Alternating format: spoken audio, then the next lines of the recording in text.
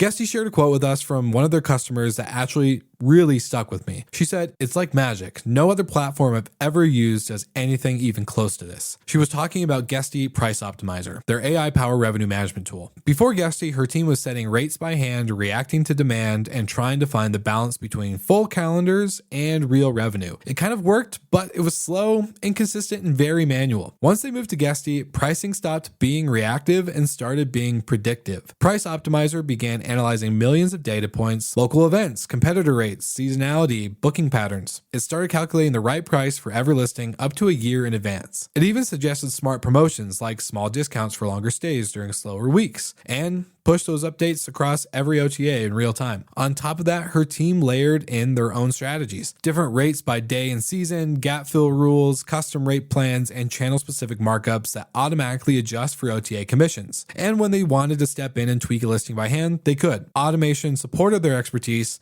instead of replacing it. All of it happened in one place, one dashboard, one set of analytics, one click to publish across the whole portfolio. The result was higher occupancy and more revenue without the pricing grind. That is the power of Guesty Price Optimizer. Smart data, less guesswork, and rates that actually perform. If you want to see this in action, head over to guesty.com. That is GUESTY.com. All right, good morning, hospitality listeners. It is another exciting Monday episode. Unfortunately, we are short-staffed as one of our amazing hosts is trapped in the storm, but that'll be one of our main topics today as we also cover things from some fundraising, some more fundraising, and of course, some new services that Airbnb is playing with. So let's begin today's episode.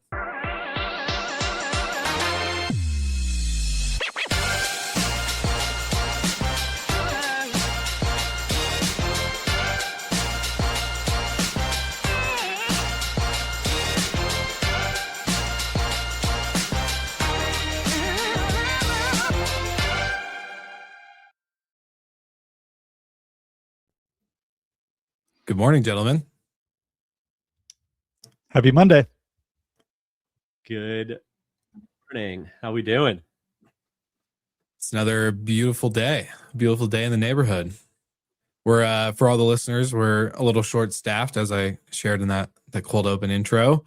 Brandy Canali is trapped in the storm. Just kidding, but she has had a difficult time getting out due to her canceled flight and then delayed flights as well, which is a big topic for today, as many people around the globe, or at least in the United States, have been impacted by this crazy winter storm. But speaking of winter storms, you guys also had a little bit of an impact, more Jamie probably than Michael, having to entertain your boys while the snow is hitting hard. So how was the weekend? Yeah, and we got maybe a quarter inch of ice, so enough to make it look pretty, not enough to impact the power. Though as of this morning, Habersham County, where my short-term rental is still has no power. Oh, wow. So I'll probably venture up there someday, one day this week, and see if there's any damage that I need to report on. But right now, I'm gonna. Were there any guests at the property? No guests, fortunately. Okay. Yeah, very fortunate. Yeah, and then school's canceled today. Fingers crossed that school will be open tomorrow. And thank God for Gigi and Grumpy, my parents, watching the kids today, so I can be with you guys this morning. Well, Michael was making a comment. Is that a perfect sweep of no Mondays, Jamie? A perfect sweep of no Mondays? No Mondays for what? Yeah. What do you mean? For school. Oh, yeah. A lot of... Yeah, with holidays and all that. Yeah, absolutely. Yeah, it doesn't look like you're having a crazy storm or winter storm behind you, Jamie, for all the video viewers. So surprised that there's no school, unfortunately. And we'll get into the storm impact, but it is, and a lot of friends going out to Alice today, the big hotel investment conference in LA. I saw expectations that attendance could be down 50% because there's and all the flight cancellations that we see throughout the country, and everyone trying to show up yesterday and this morning. Like, man, I'm glad I'm not trying to fight it out of the airport right now. 100%. I saw the same thing on LinkedIn as well. Lots of movement for Alice as a lot of people are trying to navigate the storm. And I think a lot of the people from or attending the conference are coming from the East Coast. So it's trying to get out of DC or New York right now. That yeah, is a disaster. 100%. 100%. Yeah, it's a little crazy for everyone, but it's all right. It's all right. We're going to make it through. It's just one day, hopefully. So, but tons of impact happening. So let's get carried away into our first topic around the storm. There was quite a few flights canceled, over 10,000 flights yesterday, with 2,000 plus delayed flights, which I believe has changed or increased this morning. And of course, I wish we had our reporter on the ground, Brandy Canali, who could be speaking to this directly live. But Jamie, I know you were able to pull up some data around this. So do you have any insights to share for the listeners? Yeah, I mean, most markets around the country we've seen and sort of impacted. We've seen a massive increase in cancellations. So, Will, I think, do you have the image I shared with you this morning? I'll pull it up here. So across the country, we've seen, and on average in the U.S., we've seen about a 16% increase in cancellations from last week to this week. And there's some markets where, we are seeing real severe impacts in terms of cancellations. North Georgia mountains, where my property's at, 180% increase in cancellations. Fredericksburg, Texas, 125% increase in cancellations. Asheville, over 100%. So, and if you looked at a map of where the ice and snow was going to be, it would very much align with and where we're seeing the impact here. So probably no surprise there on where we're seeing the cancellations, but I'm still, and I think it's prudent that everyone tried to cancel their trips instead of getting up into some of these mountain destinations where if you get iced in, and especially now since we're seeing sort of a deep freeze layer in after it, these areas I think are going to be impassable for a while as crews work to clean up trees, get power restored. It's probably going to be some time till we're back to normal. And then what we'll be watching in the aftermath, when you do see damage like this, especially impacting homes, is the subsequent uptick in bookings afterwards as people start using short-term rentals for temporary housing while their properties are fixed. So you look at the damage in markets like in Oxford, Mississippi, which just saw, I think it saw like over an inch of ice and a lot of damage associated with it. For those properties that are then able to accommodate guests, didn't see damage, we'll probably see a subsequent impact to the positive side in terms of more bookings during a low period. For sure. And the good thing will be for all the maintenance crews or the tree cutting companies and all these service providers for short-term rentals will get very, very busy. But that's probably the only good economic thing in impacting this. Michael, can you hear us? Are you still lagging? Some of the imagery coming out of it for a southerner. Yeah, I'm lagging pretty bad. So I don't know if you want me to keep going or not. Good? All right, beautiful. Some of the imagery coming out is pretty staggering for a southerner like me. I mean, people's snow coming up to people's waist in the Northeast or New England. And I saw it throughout Nashville, just loads of trees falling, and ice was so heavy it was knocking branches down, and roads were blocked. So there's going to be some time and some recovery associated with this storm. But to Jamie's point, in certain areas, I think they'll really benefit. Other areas probably won't. Like, sorry, Jamie, North Georgia is probably not on the list of places people will go stay in if recovery is needed. But in Nashville, if your home was lucky enough you're going to be in probably better shape following the storm than not. I'm just glad that I'm not a weather insurance company, because this would be a lot to handle. Michael just took my segue. Yeah. So speaking of negative impacts, Weather Promise just raised a little over $12 million and was announced late last week. But as a joke, most of their funding is probably going to payouts right now.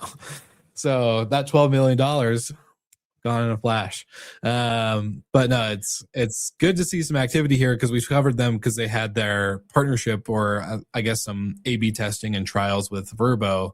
It's a great product, a great thing to, I think, for guests, especially when operators have stricter cancellation policies or rules and kind of I guess policies just around cancellations and refunds.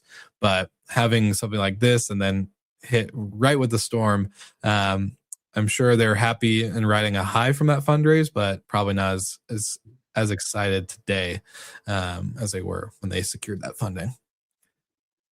Yeah, I bet for them though, it's storms like these that also highlight the risks associated with weather on the trip. Yeah. And if they're building company for the long term, you sort of want one of these every once in a while to remind people that, hey, it's good to insure against a big interruption like this where you may not be able to take that trip, even if you're going to a ski resort and when you get 2 feet dumped, like you may not now be able to get to that ski resort or get out of that ski resort. Right. Yeah, so congrats to Weather Promise. We're excited to see more funding. And speaking of funding, for the listeners, you should definitely go check out the episode that I did with Richard Walter, the founder of Muse, last week. We got a little sneak peek inside exclusive take. My third time interviewing him, which was always a fun time because he just gets super philosophical. So I love it. I love that approach. I love the mindset that he's got. And congrats to seeing some capital movement in the space a little bit more. But I think that's about all we got for Weather Promise and that topic today. This topic, Jamie, I know since Michael, I see you're still lagging just a little bit, so I'm going to go to Jamie first. But Airbnb launching their service partnership, ready to heat meals with celebrity chefs through a company called Cook Unity, which I've tried in the past. But Jamie, I want hear your take, excuse me, because I know you had some stuff to say in the private chat. Did that image look like just a TV dinner that It does. Airbnb is now delivering TV dinners to your short-term rental guests that you can heat up? Is that the story? Basically, like Cook Unity, if you want me to go into it, I wasn't the most impressed when I was a customer, but I think that's because you have a lot of variables that get in the way of a good quality service like this when the food is good, but then you have delivery and food that can go bad really quickly if you're not around or if it doesn't get delivered to the right place and you're chasing it down. Like there's a lot of issues around this service, but yeah, the image did not make it look very celebrity chef quality. Yeah, no, I'm very bullish on services around that make a short-term rental experience better. So if you're having a chef cook a meal and you've got 10 friends together or families and the meal is part of the experience, and the making of the meal and the delivery of the meal and where the service that's going to come with it is part of that experience, I see huge opportunity for growth there. It is high service, high labor. But in terms of meal delivery, and it seems like there's a lot of apps out there that can give you and deliver a meal instantaneously, DoorDash, Uber Eats. And if this is going to be competing with that, that seems like a pretty crowded space to get a hot meal delivered for a group. 100%. What are your thoughts, Michael?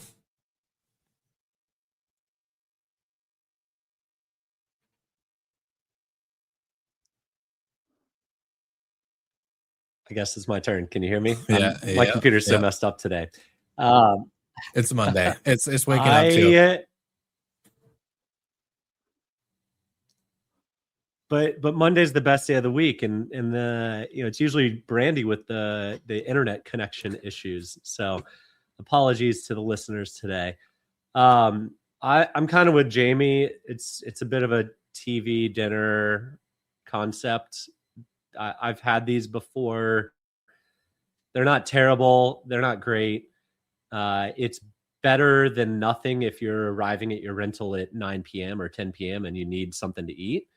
But I think it's an attempt to create room service for Airbnb guests, and it's just not fully hitting the mark.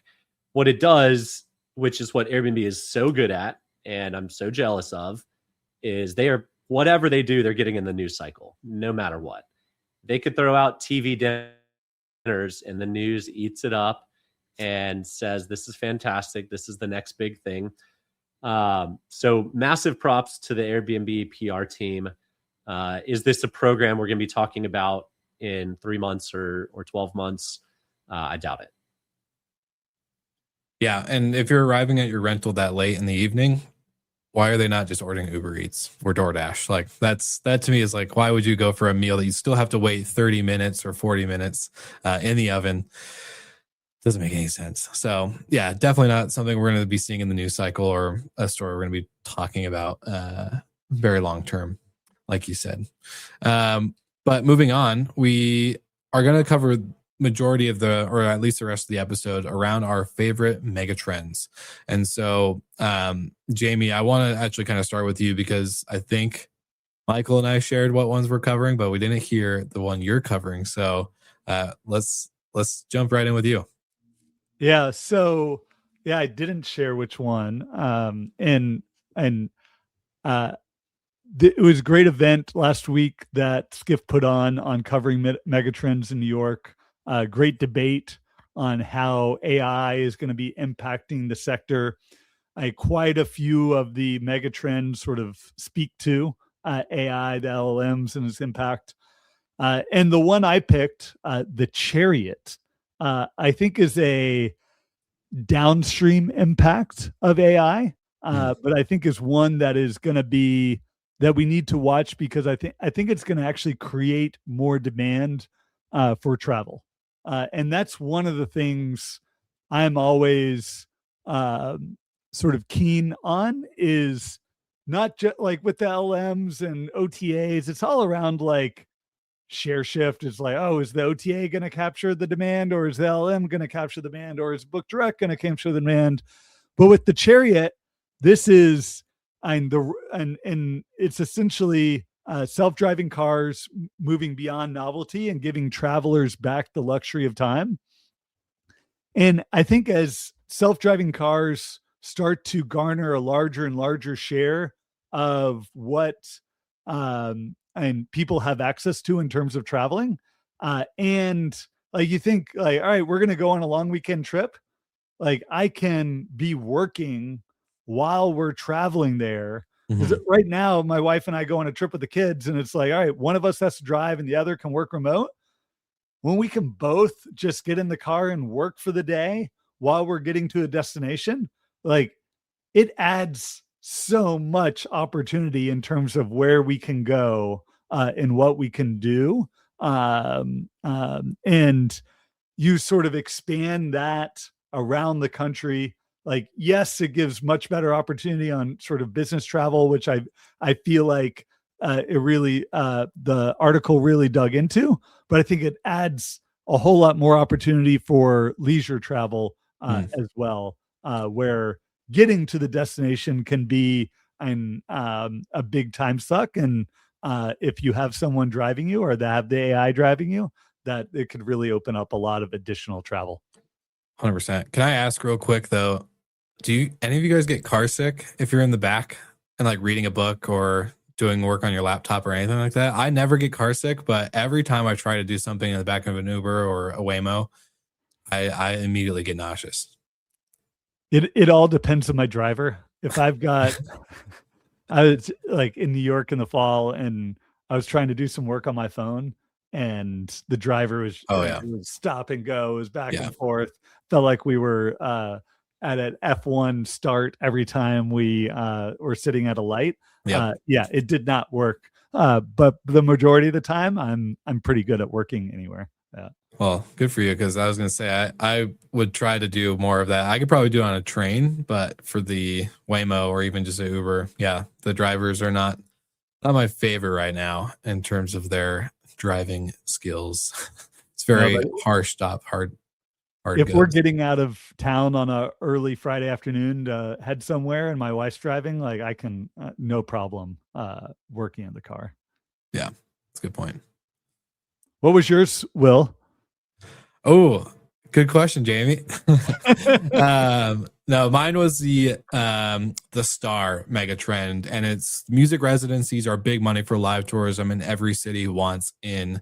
This is a big topic across Skift in general, as obviously we covered, Taylor Swift's impact with her tour, and Bad Bunny, and even talking about the Sphere opening up a new location in Maryland. There's all these things that make live tourism super, or actually just helping tourism in general. And residency is kind of the theme, right? Like if it's not a tour or something that's going to go, it's something that's going to be staying put. It actually helps drive, that tourism to that destination a lot more, because people know they're going to have more opportunity to see their favorite show or person or band.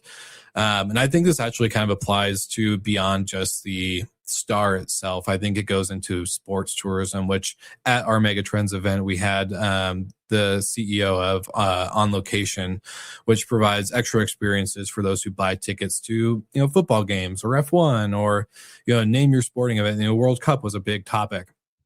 And so if you buy a ticket to the Super Bowl, you're spending an arm and a leg to not only attend the event, but then if you partner up with a company like On Location, then you get on field access and you get to do this and you get to do that. And I think that experience piece is really going to drive, and kind of going into my prediction from the beginning of the year, how experiences will become the main focus as AI and content and all these other things become low-hanging fruit and more easily accessible to the mainstream or just your average local Joe.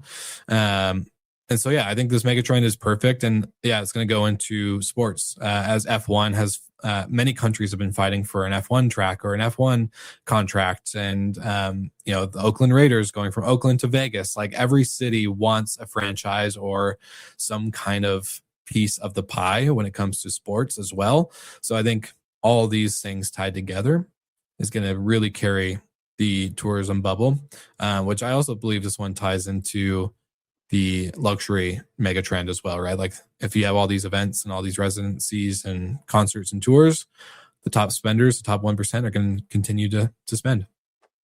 Yeah, I thought it was a great sort of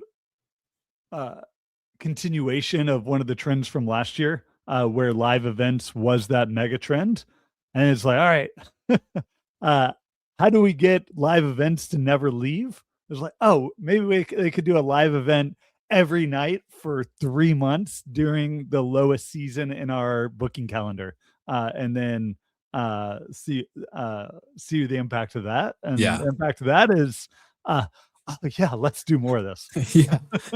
It's a lot of money, and it's good. I think it's good for the city. I think it's good for people to, as just more isolated as we become, the loneliness epidemic and all these things that kind of come up to mind, right? Like the more of that is happening, the more like good things like this brings. I think it's a really good opportunity. Yeah, it's a pain in the ass to fight traffic and to, maybe you guys spend a little bit more money on a hot dog that you wouldn't pay $12 for or $15 for. But at the end of the day, it's a good time. Like even just like I think about the WWE experience. Like I'm not a wrestling fan, but my brother and my dad and I had a great time.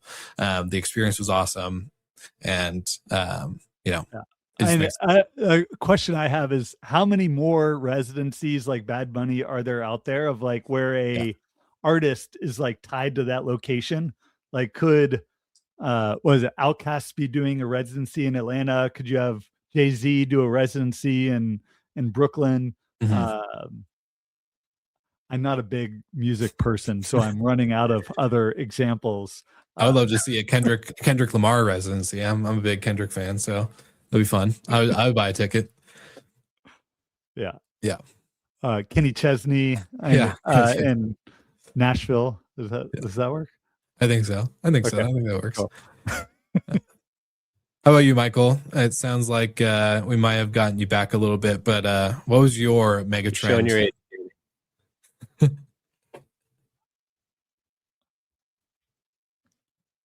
Yeah, hopefully this works. Mine was The Magician. Travel through large language models. So basically, the era of SEO, where we have all invested so much time and money into over the past decade or two, is going to fade away in lieu of generative engine optimization. If you aren't thinking about revamping your website for agentic crawling or an MCP layer, you're going to be left behind sooner rather than later. And we know I think there's 80 million ChatGPT visitors a month. I could be wrong on that. I think I've heard that. It's a massive amount of users, but the transition is starting to happen, and agents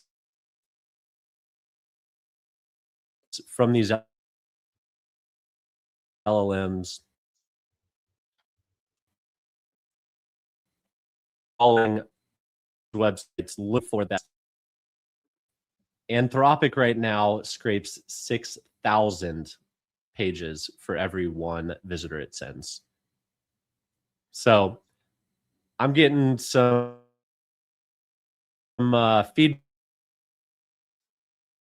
that I don't know if it is coming in. Yeah, and maybe we'll take over on this one, Will. But Yeah. clearly, and LLMs, ChatGPT, Anthropic, Claude, Google Gemini are going to change a lot of the way people find and book travel. Mhm. I think it was interesting. It's not a story, but I think it plays really into this of OpenAI announcing last week that they're going to start serving ads Mhm. in the free version of chat. And like, what are the companies that are going to start advertising within ChatGPT? It's probably going to be the OTAs, Booking.com, Expedia, that are going to try to drive, and when people are searching about travel, that they're going to and get people to book their flight, book their hotel, and